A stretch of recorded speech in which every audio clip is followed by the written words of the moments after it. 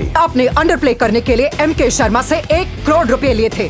मैं किसी एम.के. शर्मा को नहीं जानता हूँ। 150 प्लेयर्स हैं, 11 टीम्स हैं, फिर तेरा ही नाम क्यों? You know, the cricket portion obviously was the toughest because I'm nowhere close to the way Azharuddin plays cricket. So that imitating that style was really, really tough. Getting the flick shots and all, because he's a very strong leg side player, and I like to knock the ball on the offside. So that was the toughest. But you know, barring that, of course, there's the typical thing of getting the body language right, which was tough. Breaking his walk down to the point where you can actually get that bang on. You know, that's my memory of Azhar when he used to walk on the field with his taweez, collar up. You know, his walk, he used to like rock from side to side, very lazy charm, and you know, he's always looked down when he used to walk, you know, on the field. So these are my instant memory of Azhar. You know, what was the most important thing in this film was I needed to know where I could take that slight liberty, cinematic liberty in places, because you have to be factual, you have to be true to the incidences, you have to be true to things, the way he's done stuff, the way his body language is. But where could we take the cinematic liberty? Also, Tony was a big task for him of how he could bring that across on screen. But I think where the speech is where we have tweaked it slightly. That was the first, I guess, decision we made, because it being a Hindi film and where it had to have punch lines, we had to change that slightly. Azhar Bhai's thing is very different the way he talks, and that probably wouldn't be appropriate for the film. So we had to tweak that. Hyderabadi accent, that was the first thing I asked him. I said, we're going to have the initial portion where meet Noreen's character in Hyderabad, his brother, his father and mother. You know, that was the initial 20 years of his life, his roots. So he said that the way that they portray a Hyderabadi accent on Indian screens is wrong. It's overdone, it's caricaturish.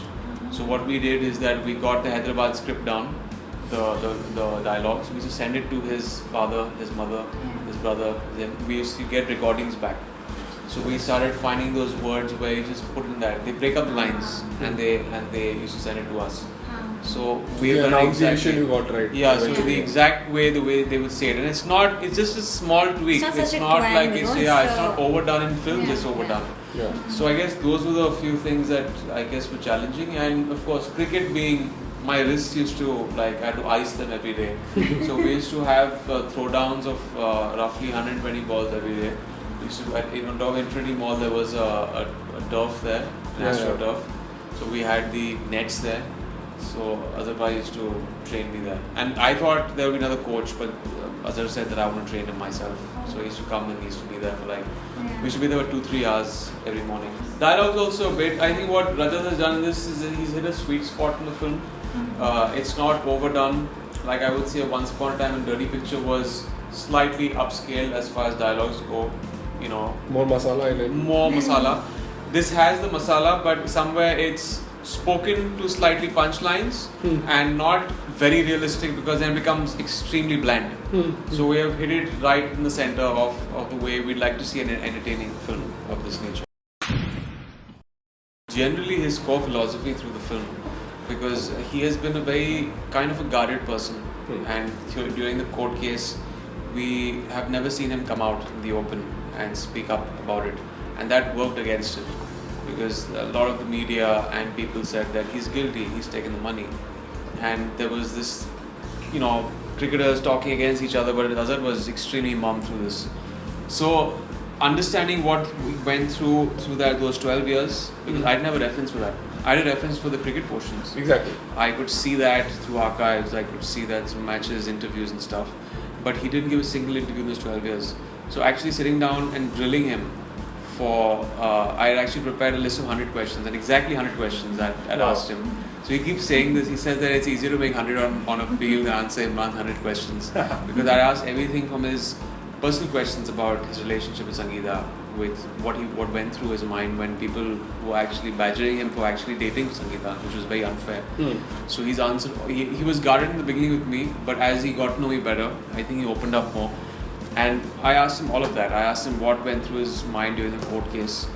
And, you know, it was very sad, because I keep saying this, it's a very tragic tale of a man who was one short of 100. He's a man who got out on 99. He never made that one more test match to complete his 100. His career was snatched away on 99. He won the court case and he was vindicated, which in a way was the 100th test match that he won in court. But his son was the longest one he probably played in 5 days he used to play earlier. And his son was taken away from him. He lost his son right before the test match. So just portraying that angst, which is understated because he's a man who does not bring it up here. Like Kapil Dev went and cried on a Hard Talk. And he got people to vouch for him. But Azhar has been extremely stoic. So I had to bring that portion at the same time, bring in a slight amount of emotion without making it too dry, the character. So the right blend of being slightly stoic in that way, but at the same time bringing a blend of a bit of emotion in the character. And what about Noreen's character?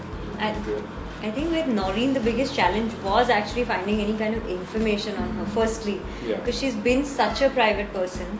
I don't think we've seen her at all publicly with Azhar ever, so we don't have any pictures of her like that. Interviews and all, I think, is a very far off thought from that. So there was nothing actually available about Noreen, which was the most challenging part about her. But I did get a chance to meet her, and that sort of changed a lot of things for me. But the tough part, I think, in this role was how it transitions from the 16-year-old that she is into. Of course, they were married for 9 years, so when she gets into her 20s, and then even after that, after their separation. So I think that whole the whole transition of a person, of someone who's very much there. Modeling that on Noreen was kind of, I think it was a little tough to get things about her, because there were very basic things, that were told to me about Noreen, like she's shy, she doesn't make eye contact, or she hails from a very traditional family in Hyderabad. So, there were these presumptions I had that maybe there was no exposure that this girl must have ever had. So I will make her very subdued, let her be very soft-spoken, and how a girl back then would be. It would be comparatively conservative as opposed to any of us today, obviously. So things like that. But after I met her, actually, a lot of that changed for me because she's such a, I'll say from what I observed about her today, I think she's a woman with a very modern outlook. So she isn't somebody who you would, I think in your conventional way, think of someone, a Hyderabadi girl who has never come into the limelight or who's never been in the picture as such. So yes, she has been very guarded, she's been very private about her life. But it was a completely different person I thought that I met. As opposed to the things that were told to me about her. So she of course is very dignified, very strong. That's something I think I was left back with after meeting her. So that left an impact on me. But also there's something very captivating about her. So she is beautiful in every sense, but just the way that she is, and all that was told to me about her being so subdued and her being so shy, I had to change that, into someone who's 16-year-old, who's an innocent girl, who's a little playful, who's naive because of her age, or because, yes, at that point she didn't have so much of an exposure, but she was just married to a cricketer, which is a big deal in its own. And India's captain at that point? So she saw him become one of the most successful, captains. So all of that. So I think that whole transition, I think that was quite a challenge in its own, because even if I got to meet Noreen, it's someone who is in a completely different phase of her life now. So I was meeting a different person altogether. But we did get some of her images, her pictures, and I think a picture can tell like a whole story, Yeah, but I think in this film you have to change the way we work. Everyone had to change, because Azhar was going to change the way he's going to write for this film. Because he's never done a film of this nature, which is about someone's life. And for me, portraying a character like this, a fictional piece of work you can go all over the place with it. And every decision you make could be the right one if it's done well. The audience laps it up if it's entertaining enough. But this one, you had to somewhere play by the rules, look at things very accurately, and then making some kind of, form out of it, a great screenplay. So Rajat had to do that. So that was a huge task for him. Again, Balaji was getting into a subject which they like getting into, is controversial by nature, which was great because Dirty Picture itself was that kind of subject. Once Upon a Time had its own controversies at that time. But this was more towards a more realistic zone, keeping the entertainment stuff included. So I think it's everyone's strengths that came into play. And Prachi also had worked in Once Upon a Time Mumbai, which was a huge hit, and there was this big number of Pilu. So Pritam had another task. Again, Pritam's there on this. Otherwise. And his song is so beautiful too. Yeah, Itli Si Baat is a great track. So I think it's everyone coming back after a long time, at least after Once Upon a Time, the whole team again.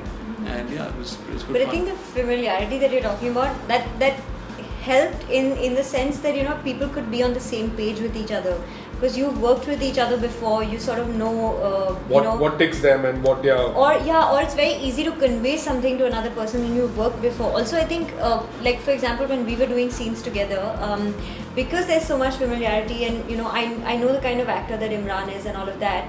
We didn't have to spend days trying to bring ourselves to that point. So it was we know each other. Yes, we know how probably he functions. How he's a great actor, and that makes life easier for all of his co-actors. But for example, when we were performing, because this is such a tough role for Emraan, I think one of his toughest, playing a real life character like Azhar. So he could just be Azhar at that time and not think about how we are both going to do this, or he knew that okay, she's going to do her thing and I'm going to do my thing, and it was going to look great. Like we would complement each other on screen. So the familiarity I think really helps in you didn't have to reinvent the wheel in terms of just getting to know the person. Everybody. Probably that was the case with Nargis though, right? Like you were working with her for the first time. I think it was more to do with the pre-production stage, which was more hectic for just going through.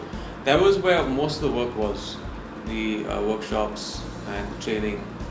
The going on set was exactly as familiar as it was with every film. But to get to that easy place on a film set with no stress, we had to do a lot of work pre-production, and get everything right and be clear that this is what. There was no room for error. We can't discuss over there and say, oh, let's do it this way. This way, yeah. Because we had to be very clear that this is exactly how we do it. And of course, there's a bit of improv on the set, but just minimal. आज तो जिससे भी bowling करवा ले, पिटना तो आज सबको है. हमारी तरफ आजा, अल्लाह हमारे साथ. लगता है भूल गए बड़े भाई. मेरे नाम में मोहम्मद है. For more awesome news and newer content every week, please subscribe to our channel below and like and share our videos. No gossip, no hearsay, just facts and exclusive fun content every week. Catch all that and more only on Super Cinema's YouTube channel.